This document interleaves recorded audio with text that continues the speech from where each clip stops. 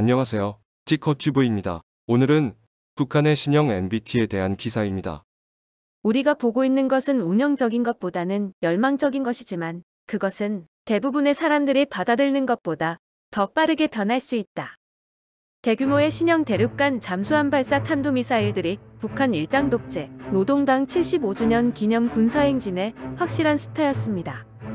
하지만 다수의 주요 재래식 무기 개발품도 전시되었습니다. 러시아 T-14 알마타, 그리고 중국의 99식처럼 현대 탱크에 더욱 비슷해 보이는 신형 MBT의 C제품이 전시되었지만 실제 능력과 기본 성능은 알려진 것이 없습니다.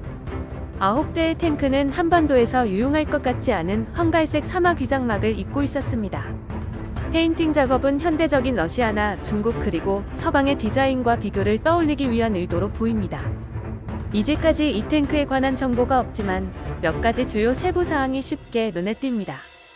그 탱크는 측면에 7개의 휠이 있으며 이것은 2010년에 등장한 가장 최근 형식인 성군호를 포함해 북한의 기존 탱크보다 더 길다는 것을 의미합니다. 북한에 대한 2015년 미 육군 위협전술 보고서는 성군 915로 알려진 기존 탱크가 소련 러시아 T-62, T-72, T-80 그리고 T-90과 중국제 88식 MBT의 기술을 합친 것으로 묘사했습니다. 그러나 지속적인 개량과 향상에도 불구하고 그것은 분명히 1960년대의 T-62와 같은 돔 모양의 회전 포탑으로 뒤처진 디자인입니다.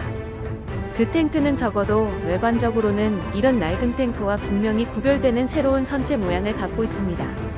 시각적으로 그것은 엔진이 위치한 양쪽 선체 뒷부분에 그물망 장갑 그릴의 존재를 포함해 T-14의 것과 비슷합니다. 그물망 장갑은 기본적으로 보병의 대전차 로켓을 물리치기 위한 것으로 폭발력이 높은 대전차 탄두의 탄두가 최적의 순간에 폭발하게 하여 그것들이 만들어낼 손상의 정도를 줄이기 위한 것입니다. 게다가 로드 휠에 추가적인 보호를 제공하기 위해 양쪽 선체의 측면 아래에 달려있는 치마가 있습니다. 포탑은 이전 북한 탱크와 구별되며 더 각도진 모양을 갖고 있고 후방에 그물망 장갑도 갖고 있습니다. 주포는 성군호와 전신인 폭풍호에 사용된 것과 같은 125mm처럼 보입니다. 이 탱크에 사용된 포는 러시아 2A46에서 유래된 것으로 생각됩니다. 포탑의 오른쪽 측면에는 2개의 관으로 된 대전차 유도 미사일 발사대가 있습니다. 이 발사대는 북한이 과거 소련시대 9K111에서 유래한 파이어버드 미사일을 발사하는 데 사용했던 기존 탱크의 포탑 꼭대기에 설치한 그것과 다소 비슷해 보입니다.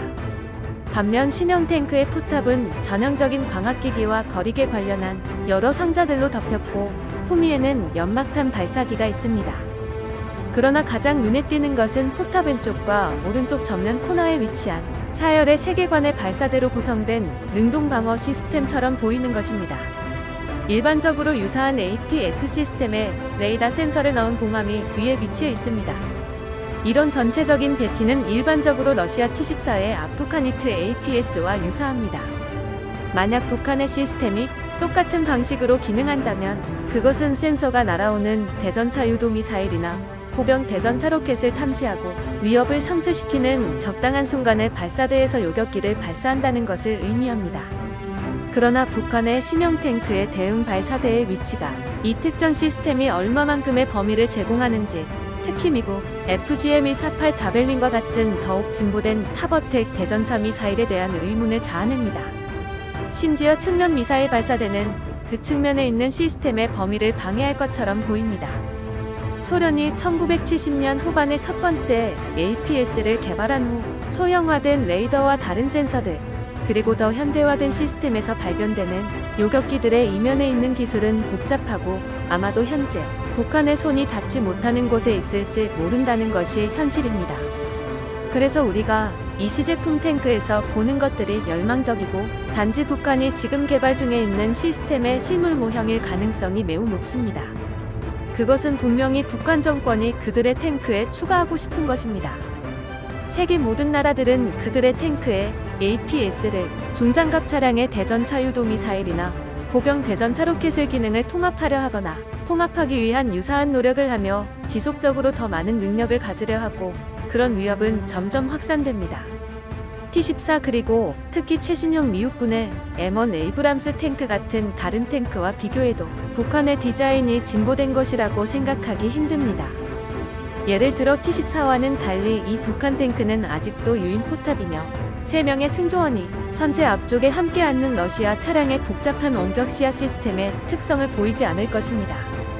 특히 센서, 통신, 네트워크 능력에서의 탱크는 M1A2는 말할 것도 없이 T-14나 중국산 99식에 접근도 못할 것입니다.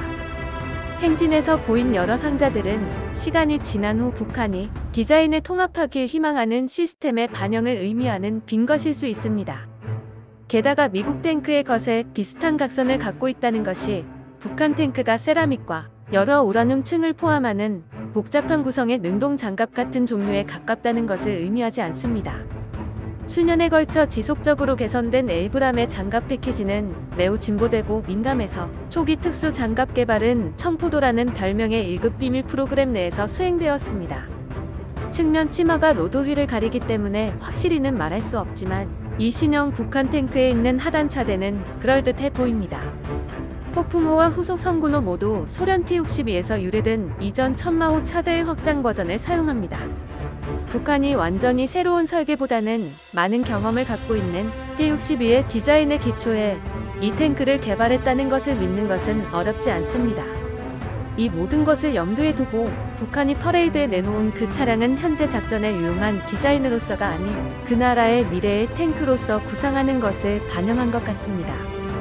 언급된 모든 것들은 능력이나 성능이 어떻든 이 신형 탱크가 외국의 지원이 있던 없던 특히 미국으로부터 국제 제재에 직면한 상황에서 북한의 중장비 산업이 어떻게 그들의 작업을 지속할 수 있었는지 보여준다는 것은 중요합니다.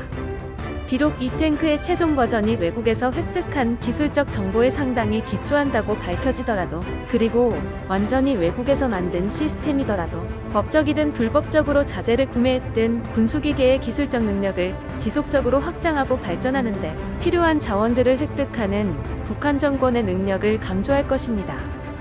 국제사회의 거래 차단 시도에도 불구하고 북한은 또한 상대적으로 다양한 무기 수출국으로 알려져 있습니다. 이것은 이 신형 탱크가 혹은 그 디자인의 일부가 언젠가 시장에서 현대적 디자인의 탱크를 살 능력이 없거나 획득할 수 없는 다른 나라들의 포가 되는 길을 찾을 수도 있다는 것을 의미합니다. 북한 스스로 이것들을 시제품이라 부르는 상황에서 언제 그리고 만약 그들이 실제 폭넓은 운영 서비스를 시작하게 된다면 그리고 그들이 생산 라인에서 생산을 했을 때 그것들이 실제 얼마나 능력이 있을지는 지켜봐야 합니다. 아직도 그들은 북한의 장갑에 대한 열망을 보여주고 은둔왕국이 김정은 하에서 새로운 군사적 능력을 발전시키는데 성공적인 것을 증명했습니다.